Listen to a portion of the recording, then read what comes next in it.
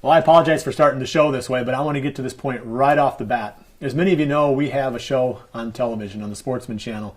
And the Sportsman Channel has got an annual viewers vote on the best shows on their network.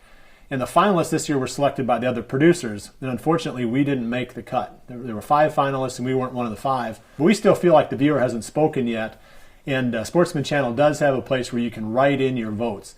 So if you would, please, I'd sure appreciate it if you'd go to the Sportsman Channel page. We're going to give you a link to it at the bottom right-hand corner of the player right now.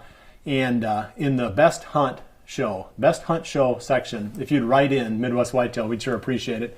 We'd love to make a good showing, and maybe if we can get enough support, we can win this thing with a write-in. So that'd be quite an accomplishment. I appreciate your support. You guys have been really awesome to support us over the years. Now we're going to jump right to the action.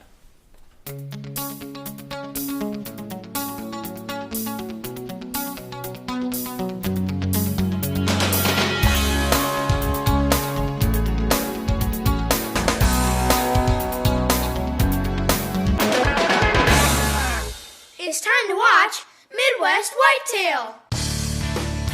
Midwest Whitetail is brought to you by Realtree, Hoyt, Muddy Outdoors, Fuse Accessories, Frigid Forage, Rocket Arrowheads, Scott Archery, Night and Hail Game Calls, Cabela's, TrailCamPro.com, Execute Scent Control, and Nikon.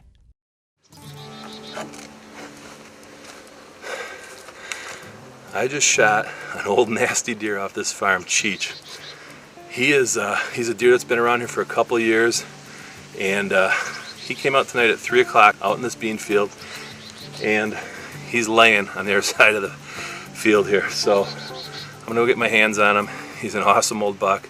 Had a bunch of encounters with him this year.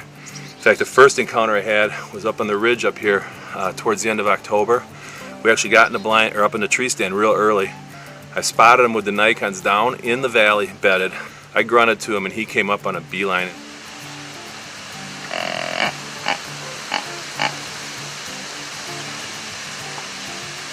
He's up now. He's coming right in.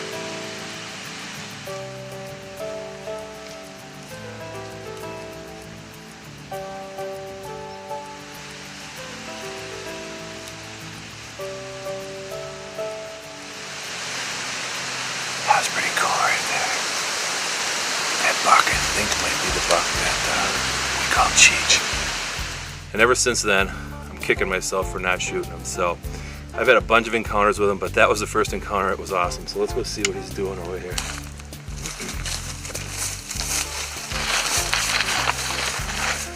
Second time I saw this deer this year, in fact, was right on top of this hill up here. Jack and I were hunting down here on the bottom on the other side of the creek. We were walking out, and sure enough, who's skylined about 60 yards from us? Cheech was right up there. We got a little footage of him handheld. We walked out, he walked down, kind of looked at us, didn't seem to mind, and on we went. He went on his way, probably chasing does, and we went home to eat that night. So that was the second time I saw him. Third time I saw Cheech this year, actually, Jared was filming me right on the other end of this bean field.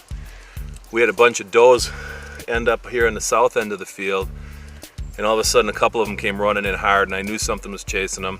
Right down that grassy strip on the end, old Cheech came barreling into the field, and we just ran out of light. He stayed down at this end, we were that end, so the game of cat and mouse continued.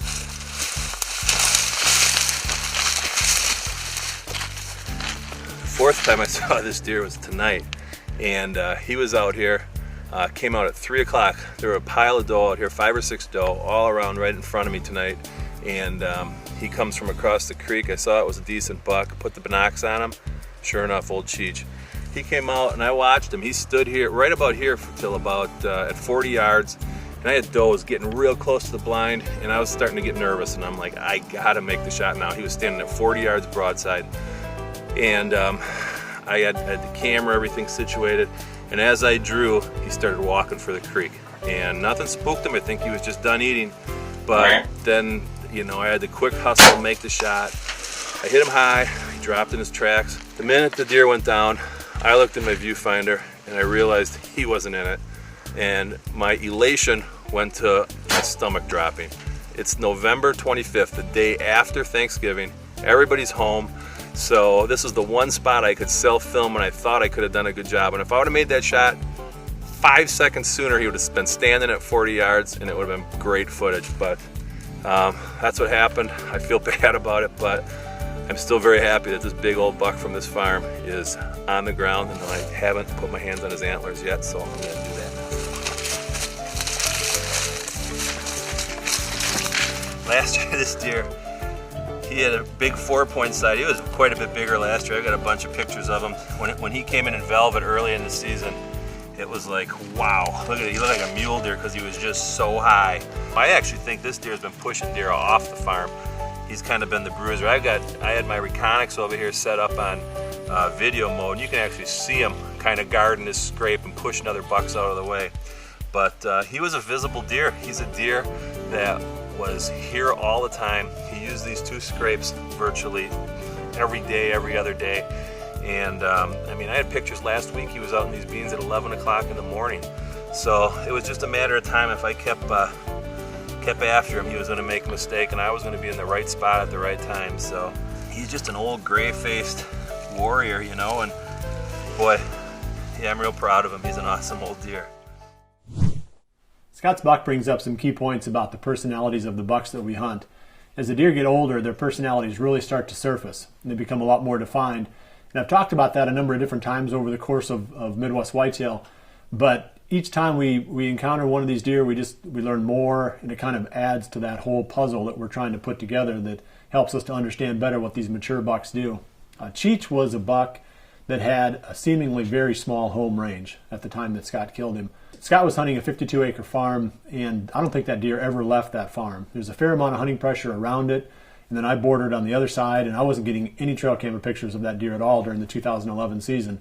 I'd gotten a number of pictures of him during the 2010 season when he was bigger, but this past season, he never came across the road. He got older and his home range shrunk.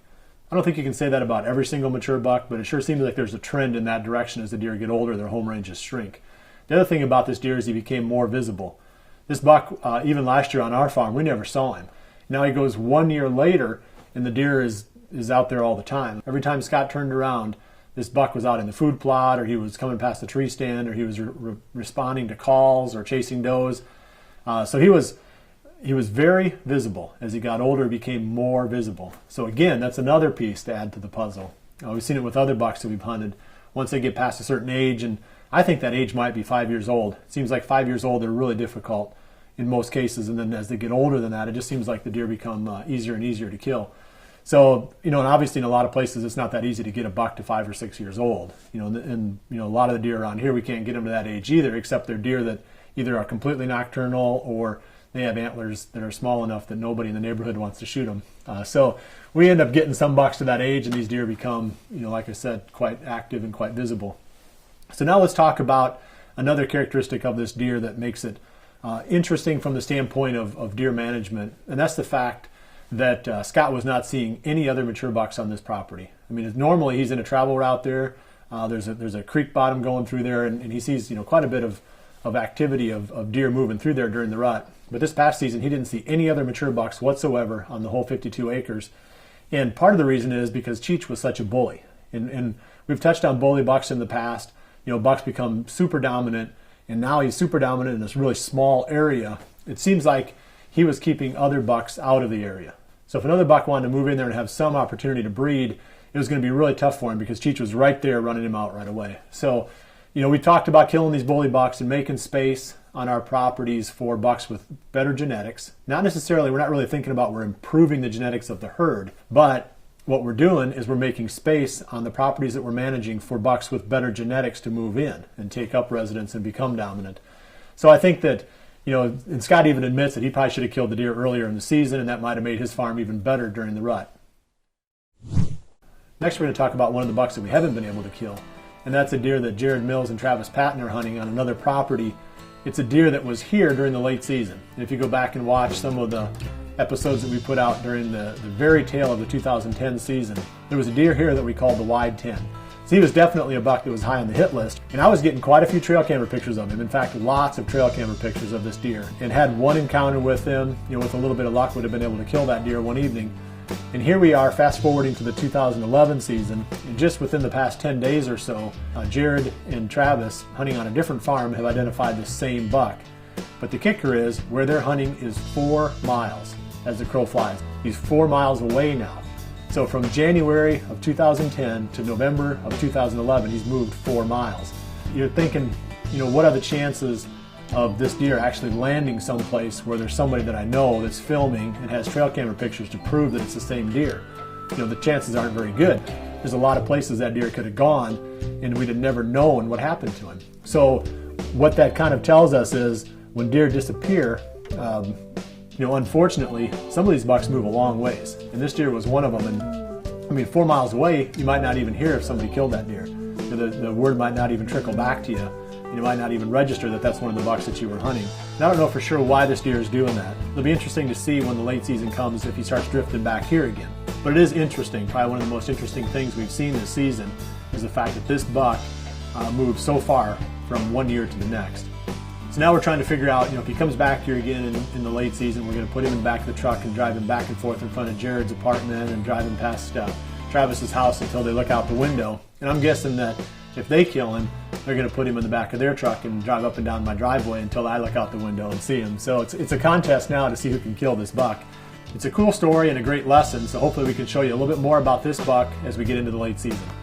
So next I'm going to talk about where we go from here. We've come to about the end of November now, and really I would say all normal rutting activity is shut down. If I was still hunting, if I hadn't filled my tags, I wouldn't be hunting mornings anymore. I'd be focused on evenings. I'd be getting into the areas where the best food is located. It's starting to get colder now. We're getting highs in the 30s, and low 40s. But that's enough to kind of get the deer thinking about food again. So that's what we're going to be doing. So we'll be able to bring you in next week's episode really a harder look at how we've done and how much this rutting activity is shut down and what the bucks are really doing. I predict they're going to be trickling back into the food, and that's where we're going to be. Also starting this coming weekend is the opening of the shotgun seasons here in Iowa. And our kids are still carrying those youth season tags, which allows them to hunt one or the other of the shotgun seasons. So I'm sure one of them will be hunting the first season, which opens next weekend, and we're going to be sitting on food sources in the evenings. So when you come back again next week, we're going to have a whole bunch of information for you on what the deer are feeding on, how much activity we're seeing on the food sources, and hopefully we can bring you some real good action and maybe even a kill.